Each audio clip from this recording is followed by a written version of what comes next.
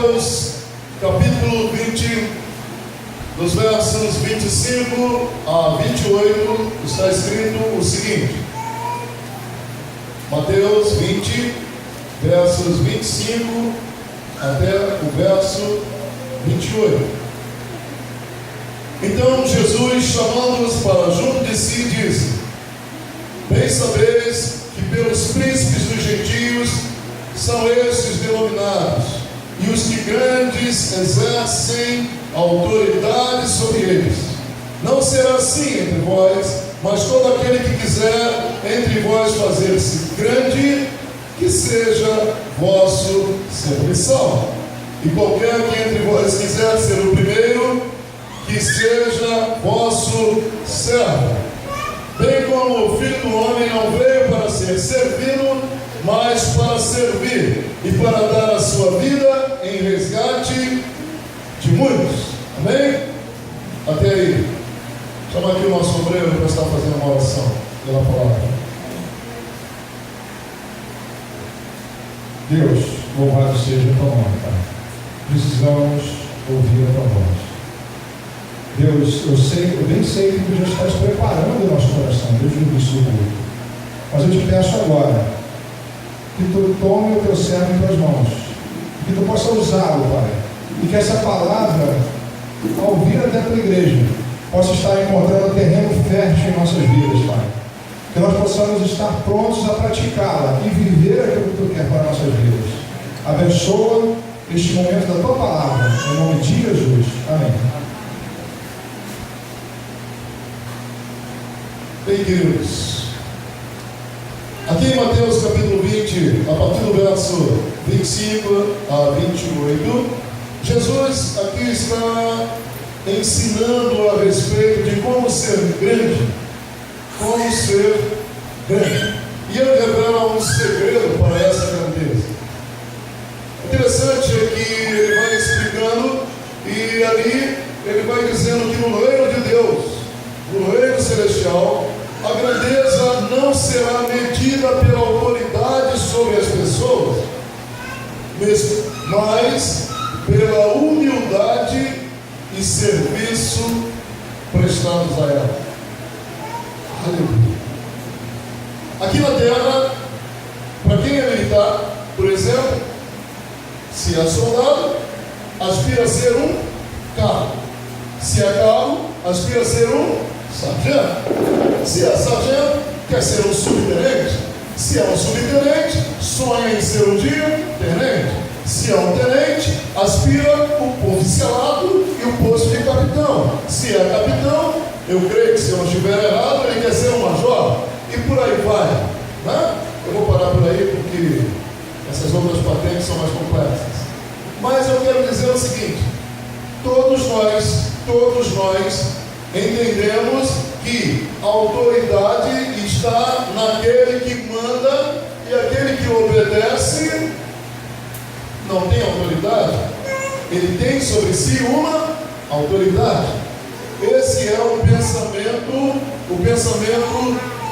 comum, o pensamento do mundo, o pensamento daqueles que habitam o planeta Terra neste momento. Isso é natural. A posição de chefia, a posição de liderança é sinônimo de autoridade, e o chefe manda, e como se diz aí, aquele que tem consciência obedece. Mas não é assim no reino de Deus. Interessante que Jesus está aqui explicando. No verso 26, Jesus diz assim: não será assim entre vós, mas todo aquele que quiser entre vós fazer-se grande, seja vosso, na minha versão, serviçal. Como é que está na sua versão? Serviçal mesmo? Serva que sirva aos outros. Então, queridos, preste atenção. Jesus não está desconsiderando a autoridade terrena. Jesus não está desconsiderando as patentes militares ou a posição posição de liderança ou chefia das empresas ou das instituições, ele não está desconsiderando nada. Isso é natural, isso é correto. Porém, Jesus está fazendo uma comparação e mostrando que no reino dos céus, isto que é fundamental, interessante, almejado para o homem aqui na terra, diferentemente acontecerá no reino dos céus. E ele diz assim: você então quer ser grande? Você quer alcançar um posto maior no reino dos céus? Você quer ser grande entre os anjos? Você quer ser grande na região celestial quando um dia você estiver lá? Ou já praticando isso entre vós, como ele está dizendo? Então, se você almeja crescer, se você almeja ser grande, diminua, sirva, seja humilde, trabalhe, sirva aos outros. Sabe o que o Senhor recomenda? Que nós consideremos os outros como superiores a nós. Quando nós consideramos o outro superior a nós estamos entendendo e exercendo essa autoridade divina. E aí nós começamos a entender que estamos no reino dos céus e que os parâmetros do reino dos céus, que Deus já está nos permitindo treinar agora, são diferentes dos parâmetros do reino do homem, do reino humano, que é a vida que nós vivemos. No reino do céu não terá essa chefia, não terá patentes militares, mas terá pessoas com galardão, dados pelo próprio Deus. Mas aí o Senhor está deixando aqui no verso 26, quer ser grande, mas grande quando? Quando é que Deus vai reconhecer essa grandeza em você? Quando? Agora, hoje em dia existe uma ideia equivocada: eu quero ser pastor, porque pastor manda e as ovelhas obedecem. Mentira, você que está me assistindo em casa, isso é um engodo. Pastor é servo de servos.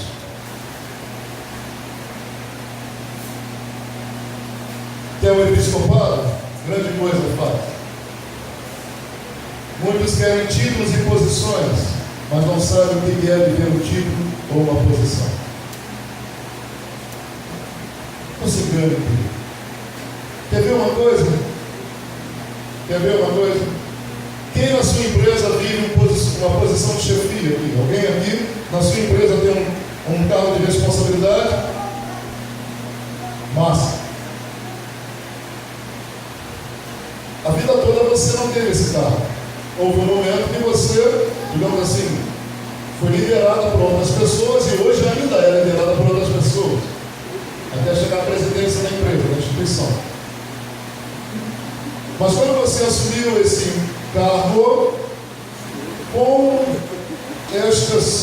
o seu posicionamento agora como encarregada daquele setor, daquela área que você trabalha, veio no bojo dessa sua classificação, desse novo momento de vida, uma série de encargos que você não tinha. E aí eu pergunto: é bom ser chefe? É bom ter uma função um pouco melhor remunerada, condizente? Às vezes nem sempre. Mas é bom. Só que, como isso aumenta os encargos, ou eu estou falando bobagem, aumenta as cobranças, aumenta as preocupações, o sono diminui um pouco, porque você tem que responder por coisas e situações que anteriormente você não respondia.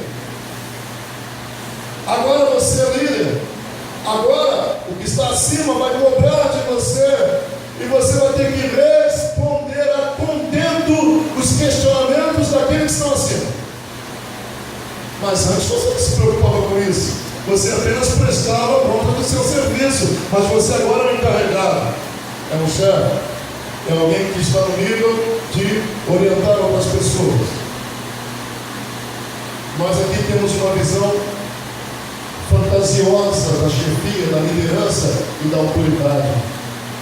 Por isso que Jesus nos ensina que se quisermos ser os grandes no reino dos céus, então nós temos que ser agora como serviçais.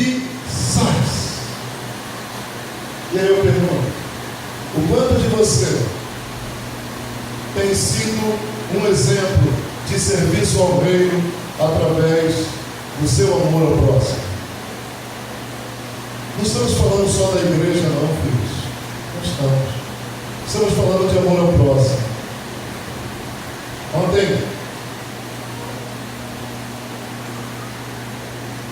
Ontem eu estava fazendo uma consagração de uma clínica aqui em Itaipuaçu, com duas grandes famílias amigas de Jacarepaguá, da Igreja Bíblica de Jacarepaguá. E foi um momento lindíssimo, porque houve uma consagração e eles são cristãos, e Deus tem um propósito maior nessa turma está vindo para cá, porque eles não só vão trabalhar, eles vão trabalhar, porque eu tenho cartões aqui, vão trabalhar na área de psiquiatria, psicologia. Duas mulheres de Deus. Mas na madrugada, uma delas já está morando aqui, uma pessoa já está morando aqui, e na madrugada, ela está morando aqui há 2 vezes, o vizinho do lado, presta atenção, o vizinho do lado, na rua 79, o vizinho do lado, na madrugada, chegou com a esposa, foi numa pizzaria, tinha lá a sua auxiliar, a empregada estava lá, coisa e tal, e ao ir dormir ou coisa parecida, começou a passar mal. A empregada do casal saiu desesperada pela madrugada, batendo de porta em porta, porque eles não conhecem ninguém, são veranistas, não conhecem ninguém, foram batendo. Disse no testemunho do casal que esteve aqui hoje pela manhã, que ela esmurrava a porta dos vizinhos, porque o patrão dela e a esposa desesperada com ele, elas correndo pelas ruas, esmurrando a porta da vizinhança, ninguém abria. Ninguém abria. Até que, segundo elas, conseguiram, a menina bateu na porta de um pastor. Estou falando de um pastor. Não estou aqui querendo julgar ninguém, mas palavras de um testemunho. Bateram na porta de um pastor e o pastor foi, abriu e falou: tá bem, eu vou lá ajudar, espere eu botar a camisa. E sabe o que aconteceu? Não aconteceu. Está colocando a camisa até agora. A menina desesperada, cansada de esperar, correu e esmurrou uma outra porta. Foi na porta dessa nossa amiga. Está morando há 2 meses aqui. Por direção e bênção de Deus, o marido, havia um outro casal lá, que mora no Rio, estava dormindo e passando a noite lá, e vieram inclusive aqui na igreja de manhã. O marido acordou, dessa nossa amiga, não conhece nada de Itaipuaçu, nada, muito pouco, não conhece nada, não sabe nem andar pelas ruas. Saiu correndo prestar socorro num lugar que ele não conhece, numa pessoa que ele nunca viu, levou para o hospital, para a UPA, e aquela pessoa foi socorrida. Essa pessoa veio a óbito, morreu, teve um AVC profundamente. Eu estou dizendo, querido, que muitas das vezes Deus vai bater na sua porta. E não importa o cargo que você tenha, pastor, obreiro, diácono, seja o que for, músico, pessoas que dançam, gente que serve na cantina, não importa, é filho de Deus, é servo de Deus. Você precisa entender que há um propósito na sua vida. Essas 2 famílias estão em estado de êxtase, porque elas estão vendo o que Deus quer fazer através delas, saindo do Rio de Janeiro e vindo morar aqui nessa terra. Isso eu falei para elas lá no culto de consagração do consultório.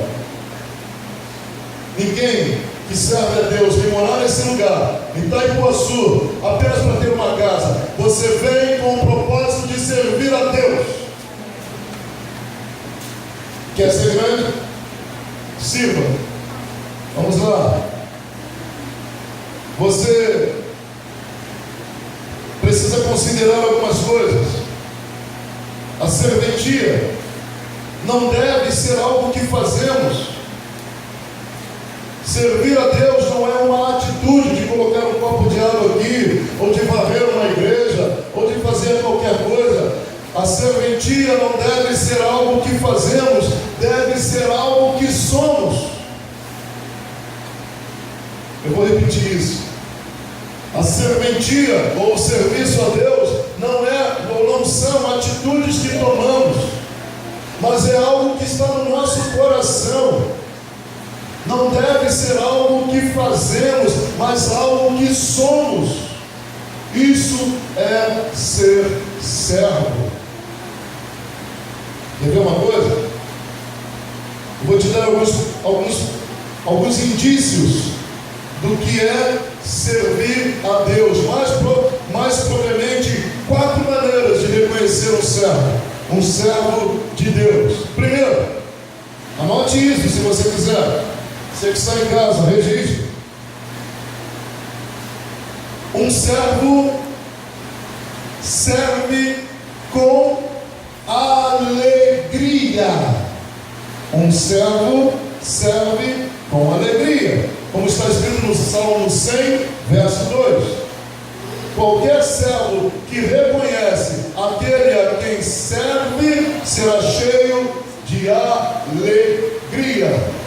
A Bíblia diz: alegrei-me quando me disseram, vamos à casa do meu servo. É assim? O que fala? Vamos à casa do...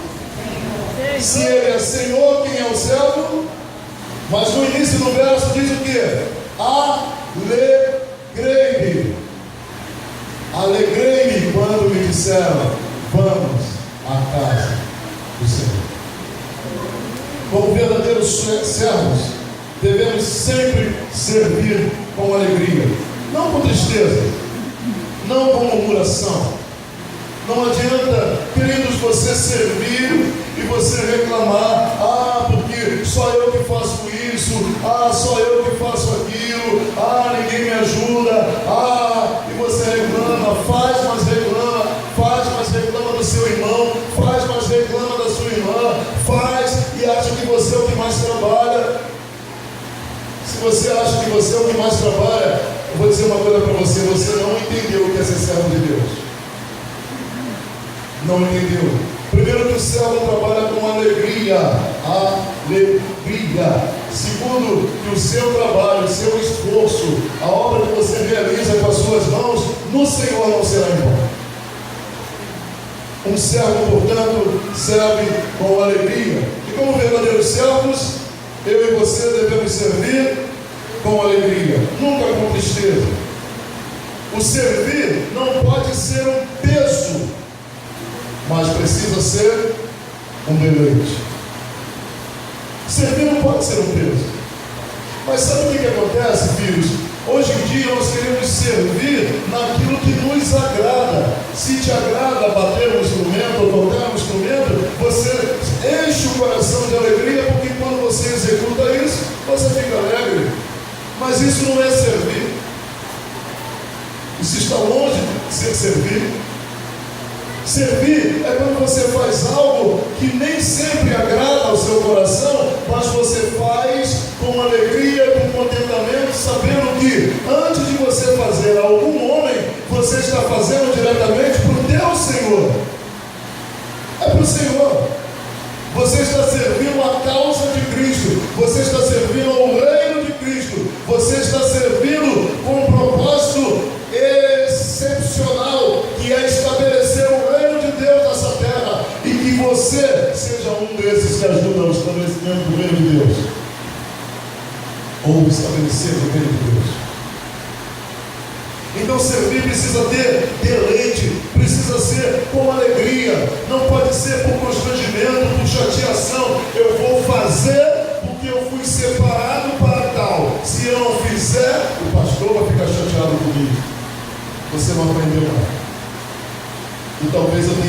voltar a separar você.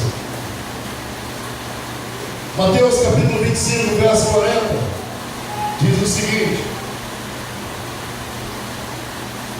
e respondendo-lhes, o rei lhes dirá: em verdade vos digo que quando fizeste a um desses meus pequeninos irmãos, a mim o fizeste. Quando fazemos algo para uma pessoa, é como se estivéssemos fazendo para o próprio Senhor Jesus. Isaías, capítulo 65, verso 14: os servos cantam de alegria, alegria por servir ao Rei dos Reis. A alegria nos leva a ter compromisso, mas a falta de compromisso hoje na igreja está reinando. Eu vou repetir essa frase. A alegria nos leva a ter compromisso, mas hoje a falta de compromisso com a obra de Deus está roubando a alegria do coração daqueles que se entendem por servos de Deus. Não há mais alegria, sabe por quê? Porque hoje nós estamos preocupados demais com nós mesmos. Não há mais alegria de vir à casa de Deus, porque se você vem à casa de Deus como filho, você entende que aqui é lugar de serviço, você está vindo à casa do teu Senhor. Como é que eu vou entender? Alegrei-me quando me disseram: vamos à casa do Senhor, porque isso é sinônimo de trabalho, isso é sinônimo de se apresentar diante do Senhor, e o Senhor é aquele que manda, e nós servos somos que obedecemos, e quando o Senhor manda, nós temos que fazer, e fazer com alegria. Agora, se não temos alegria de fazer, muito menos temos alegria de vir à casa de Deus, porque vir à casa de Deus é sinônimo de servir, e servir com alegria. Dá para entender? Como é que você vai poder dizer alegria quando me disseram vamos à casa do Senhor? Hoje as pessoas querem se alegrar sim, vindo à casa de Deus, mas querem encontrar aqui um lugar aprazível, agradável, varrido, lavado, banheiro limpo, um ótimo louvor e uma palavra que você vai sair daqui dizendo: oh, que palavra! Todo mundo gosta disso, não? Mas quem trabalha em prol dessa casa? Quem pega na vassoura para preparar o ambiente? Quem vai no banheiro lavar o vaso que você senta? Quem é que gasta tempo em oração esboçando uma palavra? Quem é que ensaia para cantar louvores maravilhosos? Para que o Senhor se alegre e haja uma atmosfera. Alguém precisa fazer isso. Quantos querem servir a Deus? Eu acho interessante as redes sociais, aqui na igreja não é diferente. Eu vejo muitas mensagens, e muitas mensagens, e muitas mensagens, mensagens lindas, mensagens maravilhosas, zap para cá, zap para lá, e isso, mas palavras não são atitudes. Pelo contrário, preste atenção, eu coloquei isso outro dia no grupo. Cuidado com o que você anda postando, cuidado com o que você está em casa posta nos grupos sociais que você pertence acerca do reino de Deus, porque naquilo que você colocar, isso você será aprovado. Se você diz que é certo, Deus vai te dar a oportunidade de mostrar o seu serviço. Se você diz que é voluntarioso na obra, Deus vai te dar a oportunidade de ser voluntarioso na obra. Se você diz para os outros que dízimo é importante, que você entendeu isso como um princípio espiritual, Deus vai permitir que você seja o primeiro a dizimar na sua casa, ou não. Nós queremos colocar lindas frases, belos trechos, mas não temos condições de vivê-lo, não? Porque perdemos a alegria de servir a Deus. Uma outra coisa, verso 2. Ou, segundo momento, um servo nunca faz nada por interesse próprio. Um servo nunca pergunta: o que eu vou ganhar com isso? O que eu ganho com isso? Um servo não faz nada por interesse próprio.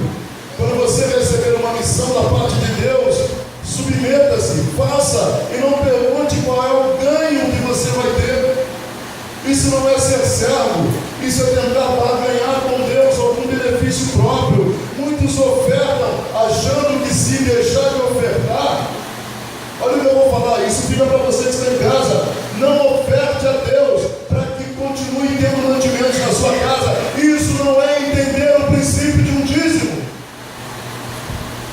Não oferte a Deus para que não falte na sua casa. Oferte a Deus porque você o ama sobre todas as coisas e que a sua alegria é ver a obra de Deus estabelecida na terra e que você seja usado para isso.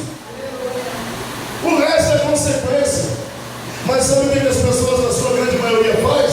Eu vou ofertar, porque se eu não ofertar, seca a fonte na minha casa, e eu não quero que a minha despesa feche, eu preciso sobreviver, então deixa eu ofertar.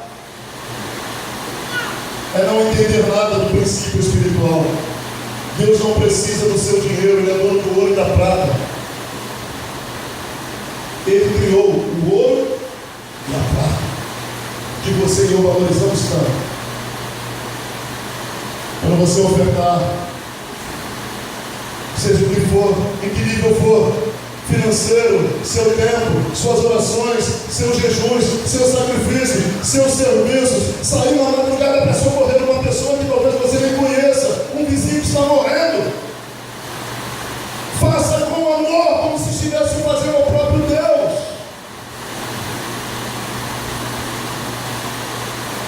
Imagina se eu sou um pastor que leva um socorro a alguém. Como é que eu teria condições de pregar sobre isso hoje? Deus julgará cada um. Eu não tenho direito de julgar ninguém. Entenda que o serviço a Deus é por amor. Por amor. Êxodo capítulo 21. Nessa passagem, nós vemos o verdadeiro serviço e interesse. Quem pode abrir para mim, por favor? Êxodo capítulo 21, a partir do verso 1. Eu vou pedir para ler em alto e bom som, que não fica apenas na minha leitura. Êxodo capítulo 21, versos de 1 até o 6. Quem já abriu, por favor? Então, vem aqui, por favor, Júlia, rapidamente. Venha ler aqui o microfone, porque isso está sendo gravado.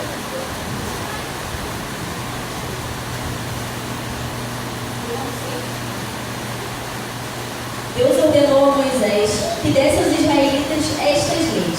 Se você comprar um escravo israelita, ele deve trabalhar 6 anos para você, mas no 7º ano ele ficará livre, sem ter de pagar nada. Se ele era solteiro quando se tornou seu escravo, não levará a mulher quando for embora. Mas se era casado, então poderá levar a mulher. Se o dono do escravo lhe der uma mulher, e ela der à luz a filhos e filhas, a mulher e os filhos serão do dono, e o escravo irá embora sozinho. Se o escravo disser que a ama, se o escravo disser que ama a sua mulher, os seus filhos e o seu dono, e não quiser ser posto em liberdade, então o dono o levará ao lugar de adoração, ali o encostará na porta ou no batente da porta e furará a orelha dele com um furador. Então ele será seu escravo por toda a vida. Que nós lemos, naquela ocasião, o serviço escravocrata ele era uma constante, era uma comum em todas as áreas, em todas daquela sociedade. Se você tivesse um escravo, se você comprasse um escravo, durante um tempo aquele escravo, então ele estaria servindo a você, ele precisaria estar servindo como escravo, mas depois, pelas leis, ele estaria livre. E pelas leis, após os anos de trabalho que, digamos, você teria pago, ele teria o direito de dizer: olha, você pagou, mas agora eu ganhei a minha liberdade. É como se fosse uma carta de euforia. Ele poderia ir embora, mas sabe o que acontece? Havia senhores que eram tão bons para os seus escravos, tão bons para os seus escravos, que o escravo ficava preso no seu coração aquele senhor. Ele ganhava a sua alforria.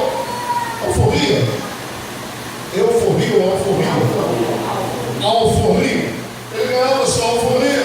Ele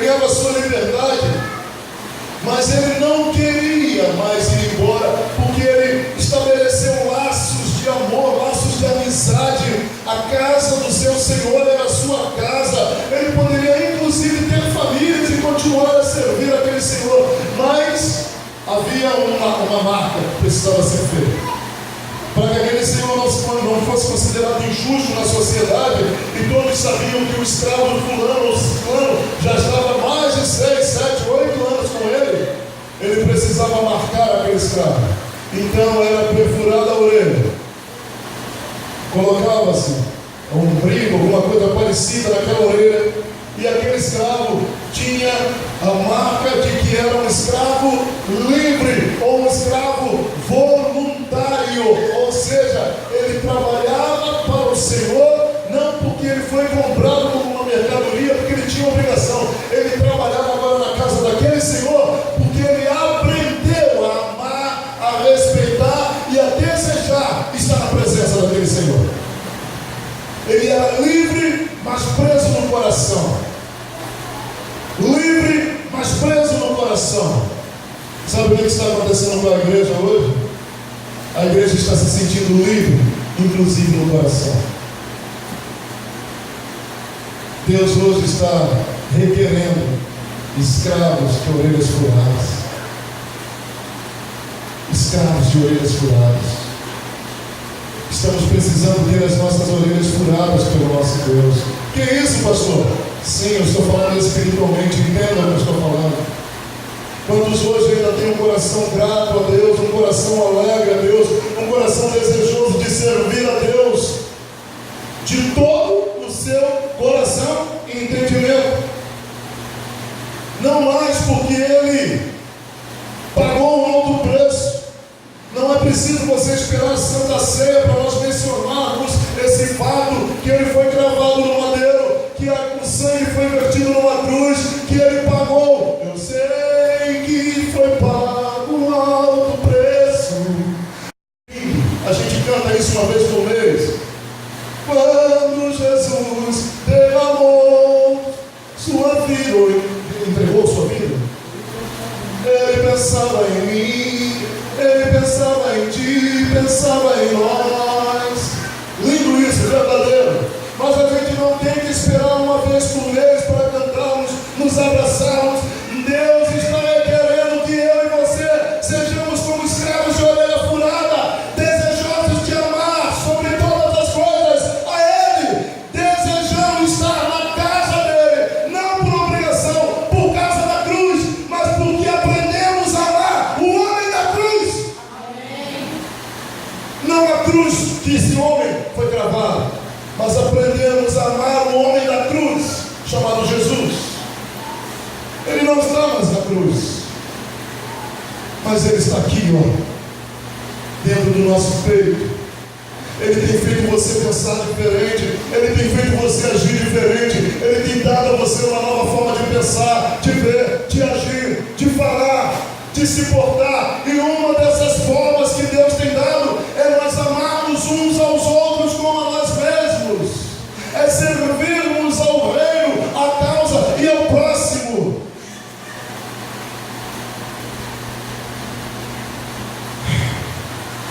Precisamos ser os servos de orelhas furadas. Penúltima coisa que eu gostaria de conversar com você. O servo procura oportunidades para servir. Um servo nunca procura oportunidade para se destacar ou para ganhar a aprovação dos homens. Isso não é servo.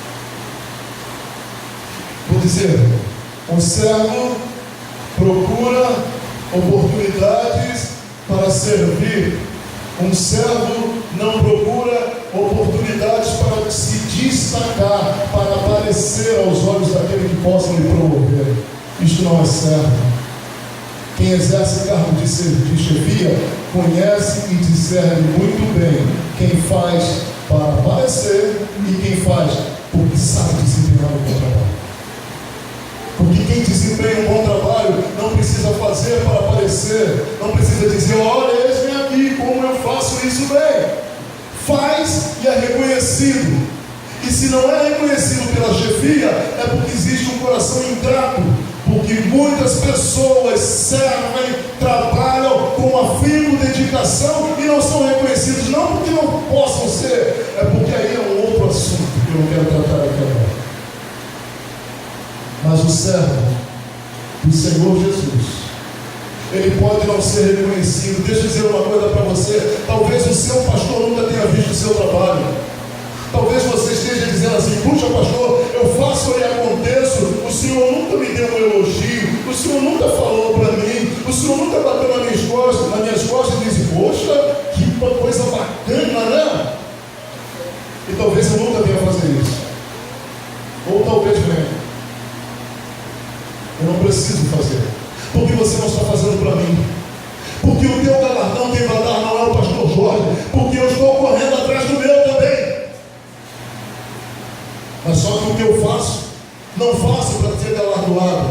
Se o Senhor me der algum galardão, e quando Ele me der, não será porque eu fiz ou aconteci, será porque eu amo de todo o meu coração, e o que eu faço é apenas consequência desse amor. Consequência desse amor. Mas deixa eu dizer, mesmo se eu for injusto com você, mesmo se a sua liderança for injusta com você, mesmo que você não consiga se sentir feliz e não reconhecido, há um Deus que está olhando cada atitude que você toma. Agora deixa eu dizer uma coisa para você. Pastor Jorge pode até te dar um abraço, seu pastor pode até te dar um abraço, um aperto de mão e dizer como você é uma bênção no nosso meio. Mas nem eu, e nem pastor nenhum, pode sondar e esquadrinhar o teu coração e ver quais são os propósitos do seu trabalho. Mas Deus pode. Portanto, o meu abraço pode valer muito para você, mas talvez valha pouco na avaliação de Deus, porque Ele sonda os propósitos do teu coração e Ele vai saber se você está fazendo para o homem ou para Ele. Deu para entender? Portanto, é muito melhor um abraço acarinhado, carinhoso de Deus um dia e dizer: vem para cá, servo bom e fiel, foste fiel um pouco, sobre muito te colocarei, do que um grande abraço e um elogio do seu pastor ou do seu líder. Isso é muito bom, mas pode não resultar em nada para você quando você estiver lá. O servo procura oportunidades para servir.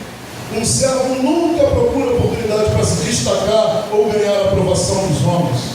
Ele não escolhe o que fazer. Aleluia. Um servo não escolhe o que fazer. Ele quer fazer o que tiver que fazer e faz. Ponto. Aleluia. Ele quer servir. Ele sente o desejo de servir. Eu tenho pessoas aqui nessa igreja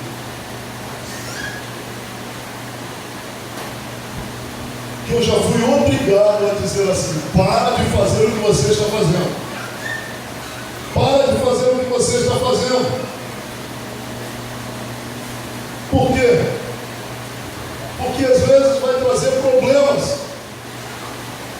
Pessoas que metem a mão para fazer coisas que talvez não possam fazer, mas que veem coisas por fazer e não são capazes de deixar a coisa do jeito que está. Se está fazendo para o pastor ver, é outro problema. Mas eu não creio, sinceramente, porque eu não creio que pessoas que têm idade para ser minha mãe estejam fazendo alguma coisa para aparecer.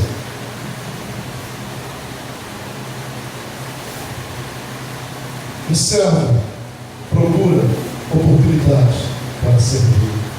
E para finalizar essa palavra, um servo sabe quando ninguém mais está olhando. Um servo sabe. E sabe onde esse servo gosta de trabalhar? Sabe? O servo gosta de trabalhar nos bastidores. O servo trabalha nos bastidores.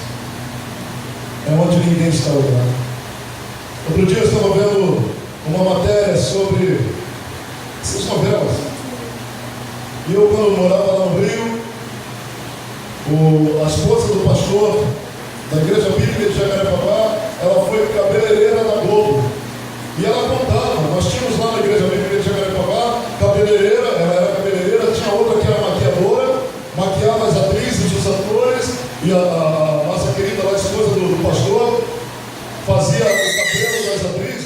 bastidores, enfim. Nós, de vez em quando, conversávamos sobre isso, conversávamos um pouquinho sobre a questão dos bastidores, né, de uma televisão. E outro dia eu estava vendo um programa sobre isso, como pessoas trabalham nos bastidores. Eu estava vendo a apresentação da turma que trabalha nos bastidores. A turma que trabalha nos bastidores, os cabeleireiros, os maquiadores, as pessoas que trabalham com as indumentárias, com as roupas, com os acessórios, o trabalho de pesquisa que é feito para se colocar numa novela de época, como essa que acabou, a Moisés, né, os 10 mandamentos que vai recomeçar, todo um trabalho de pesquisa, e costureiras, e confecção, e pele, e cabelos, e preparação, e maquiagem, é todo um trabalho muito grande. O ator vai para frente das câmeras, desempenha o seu ótimo papel, nos emociona, e ninguém quer saber quem fez a maquiagem do Moisés. Ninguém quer saber quem preparou a peruca da rainha do Egito. Ninguém quer saber quem pesquisou aquelas roupas em tamanho afinco e realidade ali, trazendo aquele realismo à tona. Ninguém quer saber. O que importa são os efeitos, o que importa é o fim, o que importa é o produto final. Mas existe uma turma que paga o preço para que aquilo fique bonito, a turma dos bastidores. E eu estava vendo uma matéria sobre isso, sobre a turma dos bastidores. Aqueles que cuidam das roupas, os que cuidam das maquiagens, os que cuidam dos cabelos, e por aí vai. Como existe todo um exército por trás dos atores para que eles desempenhem da melhor forma possível. Esse exército existe no reino de Deus. É claro que algumas pessoas vão estar aqui entre luzes, com instrumentos nas mãos, tocando, outros vão estar aqui pregando também, mas todos os que aparecem e os que não aparecem somos servos de Deus, e Deus está sondando da mesma forma o coração do pastor, dos levitas, dos músicos, dos cantores, dos obreiros, dos líderes e do povo dele de modo geral. Não pode ser feito para que você se exalte, e não pode ser feito para que você agrade o homem. Precisa ser feito a Deus, por Ele, para Ele. São todas as coisas. Mas existem servos que jamais aparecerão. Quem varreu essa igreja hoje? Você sabe? Você sabe como essa igreja aqui estava de manhã? Não sabe, né? Mas alguém chegou 8 e pouco da manhã aqui para varrer. Aquele tapete de folhas, amêndoas, mais de 1000. Você sabe como estava o banheiro dessa igreja? Mas quando você chegou, ele estava em condições de higiene para você usar. Alguém nos bastidores serviu a Deus para você. Vamos. Olá, queridos. Que bom que você nos acompanhou nesta mensagem. Esperamos que ela tenha falado no teu coração. Eu quero dizer uma coisa para você. Deus está cada vez mais buscando pessoas que sirvam a Ele de todo o seu coração, de toda a sua alma, de todo o seu entendimento, como aquele servo de orelha furada que, mesmo podendo ser livre, desejou permanecer com o seu Senhor. Eu tenho certeza que essa mensagem falou ao seu coração, e Deus, o nosso Deus, é o maior interessado em manter esse relacionamento de intimidade e de amor com os seus filhos, com o seu filho, com a sua filha. Amém? Por isso eu quero orar por você. Me permita orar por você nesse momento. Feche teus olhos, só por um momento. Pai querido, em nome de Jesus, eu oro por esse filho, por essa filha, por esses filhos que estão agora nos acompanhando nesta oração. Senhor, que Tu possas aumentar cada vez mais o Teu relacionamento com esses filhos, na intimidade, no amor, ó Deus. e na graça, em tudo aquilo que diz respeito ao relacionamento de filhos e pai e filhos. Que esses filhos sejam como aqueles servos de orelha furada, aqueles servos que no amor e no desejo do coração decidiram permanecer ao lado do seu Senhor. Que esses filhos nunca desistam, ó Deus, do teu grande amor e dos cuidados que tu tens tido para com eles, Pai.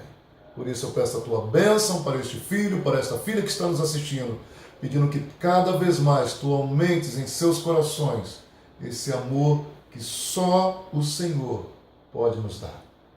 Obrigado por essas vidas. Eu peço a tua bênção sobre cada uma dessas pessoas, em nome de Jesus. Amém? Mais uma vez, obrigado por você estar conosco e que Deus possa cada vez mais falar contigo acerca das coisas do reino. E lembrando, apaixonados por Deus, apaixonados por vocês. Deus te abençoe. Até a próxima, em nome de Jesus.